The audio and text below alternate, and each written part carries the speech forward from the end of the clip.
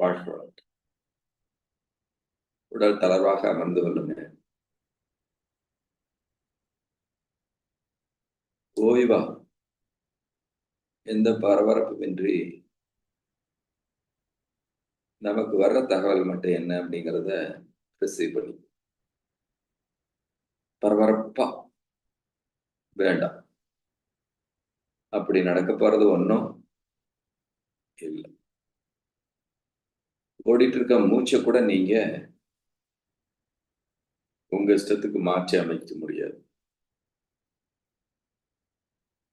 அப்ப எல்லாம் தானாய் நிகழ்ந்து கொண்டிருக்கிறது.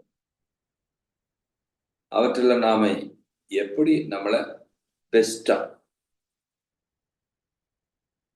நமக்கு கிடைத்த வாய்ப்பை எவ்வளவு சிறப்பா செய்ய முடியுமோ அது மட்டும்தான் உங்களுக்கு உங்க கையில இருக்கு. இவ்வளவு நீளமான ஒரு அற்புதமான வாழ்க்கையில உங்களுக்கு கிடைத்த வாய்ப்பு என்னவோ அதை எவ்வளவு சிறப்பா செய்ய முடியுமோ அதை மட்டும்தான் நீங்க செய்ய முடியும். மற்றவைகள் எல்லாம் அவையவை தானாக நடந்து கொண்டிருப்போம். மீண்டும் உங்களுக்கு நினைவூட்டுறேன், நல்லா ஆழமா புரிஞ்சுக்கோங்க இந்த விஷயத்த. எல்லாத்தையும் எல்லாரோடையும் எல்லா பொசிஷனையும் எடுத்து நாம அதை சிறப்பா பண்ணணும் அப்படின்னு பரபரப்பா ஓட வேண்டாம்.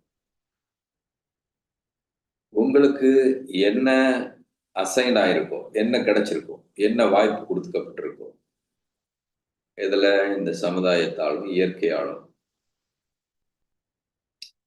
அதை நீங்க எவ்வளவு பெஸ்டா பண்ண முடியுமோ அவ்வளவு பெஸ்டா பண்ண முயற்சி செய்யுங்க. அது மட்டும்தான் உங்களால முடியும். ஏன்னா இயற்கை உங்களுக்கு கொடுக்கிற அந்த வாய்ப்பு அடுத்த முறை கிடைக்காது.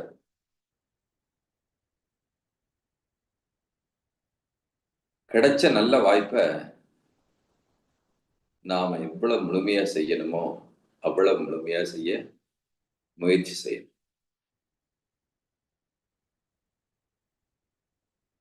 அதுல எங்கேயுமே நம்மளுடைய மனம், அகங்காரம் வேலை செய்ய அனுமதிக்க கூடாது. நல்லா புரிஞ்சுக்கோங்க. மீண்டும் ஒரு விஷயத்த நினைவூட்டுறேன். நீங்க வேற, மனம் வேற. அதுக்கும் உங்களுக்கும் சம்பந்தம் இல்லை. அது தானா இயங்குற ஒரு விஷயம். அதுல என்ன இருக்க முடியும்? உங்களுடைய கடந்த கால அனுபவம். அனுபவம்னா பார்த்தது, பேசுனது, கேட்டது, அனுபவிச்சது, படித்தது, பிறர் சொல்லி புரிந்து கொண்டது, உண்மை என்று நம்பியது, உங்களுக்கு பிடித்தது, பிடிக்காதது, இப்படி எதையெல்லாம் கடந்து வந்தீங்களோ, எதையெல்லாம் ஆர்வமா கவனிச்சீங்களோ, எதையெல்லாம் தவிர்த்தீங்களோ, எப்படியெல்லாம் புரிந்து கொண்டீர்களோ, இவைகள் தான் உங்க மனதில் இருக்கும். அது நீங்க இல்லை. அது உங்க மன இயக்கம். நான் செய்யறேன், நான் பண்ணிட்டு இருக்கேன், நான் நினைச்சேன் அப்படின்லாம் சொல்றீங்க இல்லையா? மனம் இயக்கம் தனியா அது வாட்டுக்கு இயங்கிட்டே இருக்கும். வானத்துல எப்படி மேகங்கள் போய்கிட்டு இருக்குது, அது போல இந்த மன இயக்கம் என்ன பண்ணும்? உங்களை கடந்து சென்று கொண்டே இருக்கும். அதை மட்டும் மறக்காதீங்க. எல்லாருமே நல்லவர்கள் தான். தெய்வமே எல்லா தோற்றங்களாக இன்க்ளூடிங் அவர்செல்ஃப் நாமாகவும் மாறி வந்திருக்கு. அதுல எங்கேயுமே பொய்மையோ எது இருக்காது. மன இயக்கம், உடல் இயக்கம் ரெண்டுமே இந்த வாழ்க்கையை ஆனந்தமாக வாழ்வதற்காக நமக்கு இயற்கை தெய்வ நிலை அளித்திருக்கிறது, கொடுத்திருக்கிறது. They are tools. அது ரெண்டும் உங்களுக்கான கருவிகள். அப்போ நீங்கன்னு சொல்றது உங்க மனதையோ உடலையோ சொல்லல. அதற்கு உள்ளார்ந்து செல்ல வேண்டிய விஷயம். ஆனா நாம எப்படி பொதுவா வாழ்க்கையை சந்திச்சுட்டு இருக்கிறோம்? நாம நிகழ்காலத்துல இருக்கிறதாக நம்புறோம். ஆனா மனம் இருந்ததுன்னா அது நிகழ்காலத்துல இருக்காது. மனதுல என்ன இருக்க முடியும்? கடந்த கால அனுபவம் மட்டும்தான் இருக்கும். நீங்க கடந்து வந்த விஷயங்கள் மட்டும்தான் அதுக்குள்ள இருக்கும். நல்லா புரிஞ்சுக்குங்க. மனம் இயங்குதுன்னா நீங்க கடந்த காலத்துல இருக்கீங்கன்னு அர்த்தம்.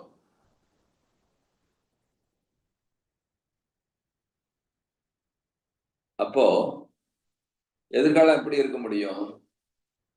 கடந்த காலத்தை மாடிஃபை பண்ணிட்டு இருப்போம். அவ்வளவுதான். கொஞ்சம் இதை விட இன்னும் இன்னும் அந்த கடந்த கால அனுபவம் உங்களுக்குள்ளேயே பயணிச்சுட்டு இருக்கிறதுனால நாம நினைச்சிட்டு இருக்கிறோம் என்ன ஓடிட்டு இருக்கிறதுனால நாம நிகழ்காலத்துல இருக்கிறோம்னு. இல்லை. 99.9% ஆஃப் த பீப்புள், மனிதர்கள், நாம் உட்பட அனைவருமே கடந்த கால நினைவுகளை வச்சுட்டு தான் வாழ்ந்துட்டு இருக்கோம்.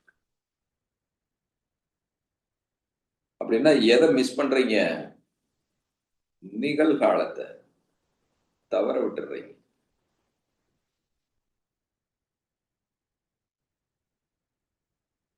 அந்த சனம், அந்த வினாடி முழுமையாக நீங்க இருக்க வேண்டிய தருணம், நீங்க உங்களை தரிசிக்க வேண்டிய நேரம் கிடைக்கிறதே இல்லை வாழ்நாள் முழுவதும். ஆமா, கடந்த கால எண்ணங்களோட. அதுக்கு சின்ன உதாரணம் சொல்றேன்.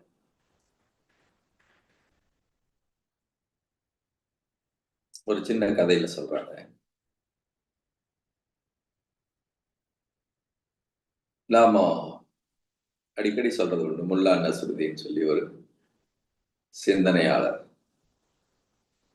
தன்னுடைய கடந்த கால கடைசி அந்திமத்தில் இருக்க அவருக்கு மரணம் மிக அருகாமையில் இருக்கிறார். அப்ப அவருக்கு வேண்டிய நண்பர்கள் அவர்கிட்ட கேட்கிறாங்க, உனக்கு இறைவன் ஒரு வாய்ப்பு கொடுக்கலாம். என்ன? அடுத்த ஒரு அற்புதமான பிறப்பு அல்லது இந்த வாழ்க்கைய நீட்டிக் கொள்வதற்கான வாய்ப்பு. அப்படின்னா நீ என்ன முயற்சி செய்வ? என்ன செய்ய விரும்புற? உனக்கு என்ன வேணும்? அப்படின்னு கேட்கிறாங்க. அவர் நல்லா யோசிக்கிறார் ரொம்ப நேரம். யோசிச்சுட்டு என்ன பதில் சொல்றாரு தெரியுங்களா? எனக்கு சின்ன வயசுல இருந்து நல்ல மேல ஏர்நெத்தி இழுத்து சீவணுங்கிறது என்னுடைய ஆசை. ஆனா எங்க அப்பா சின்ன வயதிலேயே அப்படியே சீவனா நல்லா இருக்காது, நீ வேணாண்டான்னு என்னை தடுத்துட்டார். அவர் இருக்கிற காலம் வரைக்கும் என்னால அதை மாத்தி செய்வவே முடியல. அவர் இறந்ததுக்கு அப்புறம் முயற்சி பண்ணலான்னு பார்த்தா முடி அடங்க மாட்டேங்குச்சு. ஏன்னா வேற ஒரு ஃபார்ம்ல சிவியே பழகினதுனால. அதனால இறைவன் எனக்கு அப்படி ஒரு வாய்ப்பு கொடுத்தான்னா என்னுடைய முடிய இன்னும் கேர்ள் ஹேரா அழகா மேல இழுத்து செய்வற மாதிரி முடியோட பிறக்கணும், இருக்கணும் அப்படின்னு கேட்பேன்னு சொல்றாரு. இது கேட்கறதுக்கு வேடிக்கையா கூட இருக்கலாம். இப்படி எல்லாமா முட்டாள்தனமா இருப்பாங்க. நாமளும் இப்படிதான். இதேதான், கொஞ்சம் ஃபார்மட் வேற. அவர் முடிய கேட்டாரு, நாம வீடு கேட்போம், இல்லைன்னா பெரிய பங்களா கேட்போம், இல்லைன்னா பைக் கேட்போம், பைக் வச்சிருந்தா கார் கேட்போம். இப்படி ரொம்ப அற்பமான சின்ன சின்ன விஷயங்களை தான் நாம எதிர்காலத்துல அடைய வேண்டும் என்று இந்த மனம் இயங்கிக் கொண்டிருக்கும். நம்மிடம் கடந்த கால அனுபவங்கள் மட்டும்தான் இருக்கும். அதுதான் மனம். நீங்க கடந்த காலத்தை கனெக்ட் பண்றீங்கன்னு வச்சுக்கோங்களேன், நீங்க மனதோட தான் இருக்கீங்க. நீங்க உங்க சுயத்துல இல்லை. அப்படின்னா இறந்த காலத்துல தான் வாழ்ந்துட்டு இருக்கிறீங்க. நாமெல்லாம் இப்ப நிகழ்காலத்துல இருக்கிறதா நினைச்சிட்டு இருக்கிறோம். இன்னும் ஐயா இப்ப பேசிட்டு இருக்கீங்க, நான் கேட்டுட்டு இருக்கேன். இருந்தாலும் மனம் இயங்கிட்டு இருப்பேன் எல்லாத்துக்குமே. இந்த பேச்சுல நான் விரும்பினது உதாரணமா, நீங்க ஒவ்வொருத்தரும் அவங்க விரும்பினது, அவங்க அனுபவப்பட்டது, அவங்க உண்மை என்று ஏற்றுக்கொண்ட விஷயங்கள் இதுல கடந்தது நான் வந்ததுன்னு வச்சுக்கோங்களேன். அதை ஏற்றுக்கொள்ளும் மனம். அப்படி இல்லைன்னா என்னமோ பேசிட்டு இருக்கிறாரு அவரு, நாமளும் சரி ஆன்லைன் தானே அவர் வாட்டு பேசிட்டு போகட்டும் அப்படின்னு என்ன பண்ணோம் மனம் வேறு திசை நோக்கி திரும்பி இருக்கும். நல்லா யோசிச்சு பாருங்க, இருக்கா இல்லையா? ஐயா நான் ஏற்கனவே கேட்டேன், சொன்னார்.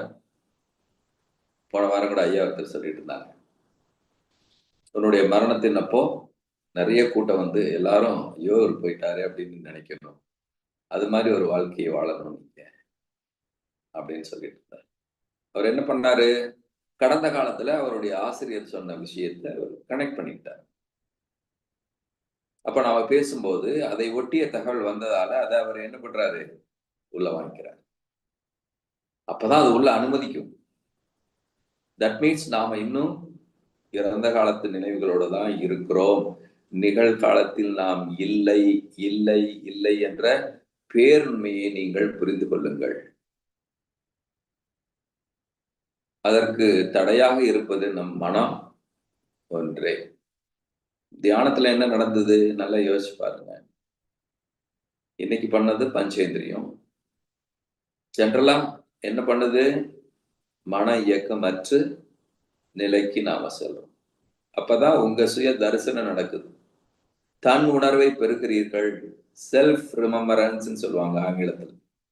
Self remembrance. அங்கதான் நீங்க உங்களை தரிசிக்க முடியும். அதுதான் நீங்க. இப்போ ஒருத்தரை நீங்க முடிவெடுக்கிறீங்க, அவரு சரியில்லைங்க, அவர் பேச்சு சரியில்லைங்க, அது அவங்க மனம், அவருடைய மனம் சரியில்லைன்னு வேணா சொல்லுங்க, அந்த நபர் சரியில்லைன்னு உங்களால சொல்லவே முடியாது. ஏற்கனவே நான் பல முறை சொல்லியிருக்கேன், இந்த நிலையிலிருந்து நீங்க ஒவ்வொரு அனுபவத்தையும் சந்திக்கும் போதுதான் ஆனந்த உணர்வு என்பது உங்களுக்கு அனுபவமாக மாறும். அதற்காக தான் வந்திருக்கிறோம் நாம். எல்லையற்ற ஆனந்தம் இந்த தோற்றமாக வந்திருக்க அற்புத உணர்வை அனுபவிப்பதற்காக. மகிழ்ச்சி அவங்க பகுத்துணர்வில் தொகுத்துணர்வு பண்பாட்டை உயர்த்தட்டும் சொல்றார்.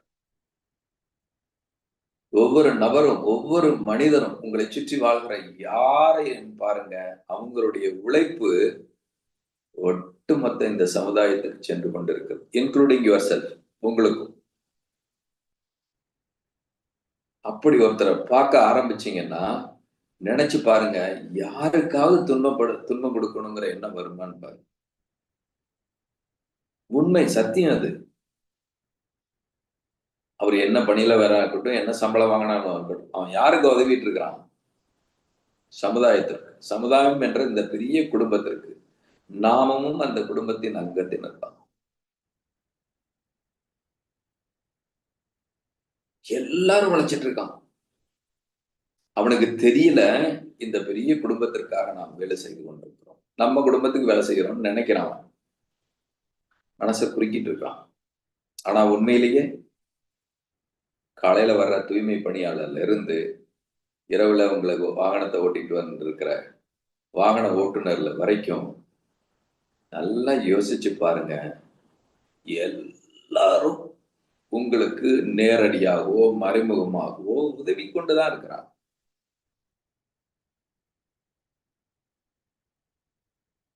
அந்த தொகுத்து உணர்வு உங்களுக்குள்ள வந்துருச்சுன்னு வச்சுக்கோங்களேன், இந்த மனதினுடைய விளையாட்டெல்லாம் அங்க எடுபடாது, அடங்கி போகும். மனம் கடந்த கால அனுபவத்தோடு கனெக்ட் பண்ணி பண்ணி பண்ணி பண்ணி உங்களை நிகழ்காலத்துல வாழவே விடாது. நீங்க ரெஃபரன்ஸ் ஏற்கனவே நடந்ததுல இருந்து எடுக்கிறீங்கன்னு வச்சுக்கோங்களேன், அப்ப புரிஞ்சுக்கோங்க, நீங்க கடந்த காலத்துக்குள்ளதான் இருக்கு. உங்களுக்கு தெரியறதுக்காக கேட்கிறேன், சொல்றேன் இந்த விஷயம், இன்ஃபர்மேஷன். ஆமா, இது அங்க பார்த்தேன் அப்படின்னு சொன்னீங்கனாலே you are not in the present. அப்படின்னா என்ன அர்த்தம்? அங்கதான் நாம வாழ்றது முழுவதுமே இறந்த காலத்தை பற்றி, இறந்த கால அனுபவத்தோம். இறந்த ஒரு விஷயம் உங்களுக்கு எப்படி உயிர்ப்பாக, உங்களுக்கு எப்படி ஆனந்தத்தை கொடுக்க முடியும்? இந்த சனத்துல நீங்க இருந்தீங்கன்னா தான் ஆனந்த உணர்வு உங்களுக்கு கிடைக்கும். இப்ப தவம் பண்ணோம், துரியம், மனமற்று இருக்கிறோம், ஆழ்ந்து போகுது மனம், நுட்பமாக மனம் கரைந்து விடுகிறது. எப்படி இருந்தது அனுபவம்? ஐயா, எல்லா விஷயத்திலையும் இப்படியே இருக்க முடியுமா? எல்லா வேலைகளும் நீங்க சொல்ற மாதிரி இருக்க முடியுமா? கண்ண மூடி தவம் பண்ணும்போது வேணா இருக்குது. மற்ற நேரங்கள்ல தான் நீங்க மனதோட இருக்கிறீங்கிறத நீங்க புரிஞ்சுக்கிட்டீங்கன்னா தான் உங்களுக்குள்ள விழிப்புணர்வு வேலை செய்யாது. இது நான் இல்ல, என் மனம் அப்படிங்கிறத நீங்க பிரித்து பார்க்க முயற்சி செய்யணும். எல்லாத்திலையும் நாம என்ன பண்றோம்? நான் தான் நினைக்கிறோம். இல்லை. You are all divine soul, blessed soul. எல்லையற்ற பேராற்றனுடைய இறுதியாக பூத்த மலர் அப்படின்னு சொல்லுவார் மனிதனை பற்றி சொல்லும்போது.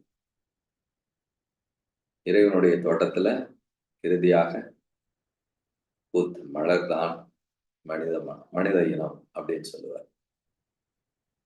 அப்போ துன்பத்திற்கு எது காரணம்? யாரையோ சொல்லிட்டு இருக்கோம். நாம வேலை செஞ்சது சரியில்லை, நண்பர் சரியில்லை, அக்கா சரியில்லை, தம்பி சரியில்லை, மனைவி சரியில்லை, குழந்தை சரியில்லை, யாரையோ சொல்லிட்டு நம்ம மனம் தான் சரியில்லைங்கிறத நாம புரிஞ்சுக்கிறதுக்கு இவ்வளவு விஷயங்கள் தேவைப்படுது. அன்பர்களே, மீண்டும் சொல்றேன், இந்த கடந்த கால இறந்த அனுபவத்தை வைத்திருக்கும் மனதோடு நீங்க விழிப்போடு கையாளும். அப்ப அதெல்லாம் வேண்டாமா அப்படின்னு சொல்லலாம். அதை கையாள தெரிந்து கொள்றோம். அது ரெண்டுமே தான் நமக்கு வாழ்க்கைக்கு இயற்கை கொடுத்த அற்புதமான டூல்ஸ். அதை வச்சுதான் நம்ம வாழ போறோம். அதை எப்படி நேர்த்தியா கையாள போறோங்கிறதுலதான் உங்களுடைய சக்சஸ் இருக்கு. ஒரே குழப்பமா இருக்கு, யாரு பண்றது? உங்க மனம்தான். அதுகிட்ட சொல்லுங்க, ஜாக்கிரதையா இரு, நீ என்னை குழப்பிட்டு இருக்கிறியா, உதவழுகும் அப்படின்னா அது பேசாம நம்மளை கண்டுபிடிச்சிட்டான் இவன் அப்படின்னு அடங்கும். அதை விட்டுட்டு இந்த குழப்பத்தை சரி பண்றதுக்கு வேற வழியை தேடிட்டு இருந்தீங்கன்னா அது உங்ககிட்ட என்ன பண்ணும்? ஆஹா, இவன் நம்ம கிட்ட மாட்டிட்டான், நடத்துவான் அப்படின்னு சொல்லி விளையாடும். அன்பர்களே, மனதின் போக்கில வாழக்கூடிய ஒரு பக்குவத்துல தான் நாமெல்லாம் உருவாக்கப்பட்டிருக்கிறோம். அது இறந்த காலத்தை நினைவோடு வாழக்கூடிய ஒரு வாழ்க்கை. அதுல உங்களால முழுமையான அனுபவத்தை, ஆனந்த அனுபவத்தை, இந்த பிறப்பின் நோக்கத்தை, இந்த ஆன்மா வாழ வேண்டிய நிலையை தவற விட்டுடும். இது இன்று நேற்றல்ல, பல ஆயிரம் ஆண்டுகளாக இது நடந்துட்டு இருக்குது. உங்க வயதை சரியா கணிக்க உங்களால முடியாது. நீங்க எதுக்கு வயதை சொல்ல முடியும்? உங்க உடலுக்கு தான் வயதை சொல்ல முடியும். 40 வருஷம், 50 வருஷம், 60 வருஷம்னு நீங்க யாருக்கு வயதை சொல்லிட்டு இருக்கீங்க? உங்க உடலுக்கு தான். உங்களுக்கான வயதை உங்களால கணிக்க முடியாது, சொல்லவே முடியாது. ஆண்டாண்டு காலமா அது என்ன பண்ணுது? இதே பயணத்தை மேற்கொண்டு கொண்டே இருக்கிறது. ஏதாவது ஒண்ணுல நாம வெளிப்படையோமா அப்படின்னு தேடலோடு இது நகர்ந்து கொண்டிருக்கிறது. இப்ப சரியான தருணம், சரியான குரு நமக்கு கிடைச்சிருக்காரு. அவரை இறுக்கி பிடிச்சுக்கோங்க. நிறைய விஷயங்கள்ல நாம கவனமா கையாள வேண்டியிருக்கும். அதுக்காக பயமுறுத்த வேண்டியதில்லை. ஆனாலும் ஒண்ணு இருக்கு, அதுதான் நம்மள மயக்கிட்டு இருக்குது. நீங்க எல்லாரும் மீண்டும் சொல்ற நாம அனைவரும் நல்லவர்கள் தான், மேன்மையானவர், உயர்வானவர். நம்ம மனம்தான் அந்த வேலையெல்லாம் பண்ணிடுது. அப்போ உங்களுக்குள்ள குழப்பம் வருது, கோபம் வருது அப்படின்னா, ஏய் மனமே கவனமாயிரு அப்படின்னு கண்டிக்கக்கூடிய வலிமையும் தெளிவும் உங்களுக்கு வரும்போது ஆட்டோமேட்டிக்கா வாழ்க்கை எப்படி எப்படி இருக்கும்? ரொம்ப பிளிஸ்ஃபுல்லா, ரொம்ப மகிழ்ச்சியா இருக்கும் என்று சொல்லி இன்றைய சிந்தனைய நான் நிறைவு செய்கிறேன். வாழ்க வளமுடன், வாழ்க வளமுடன், வாழ்க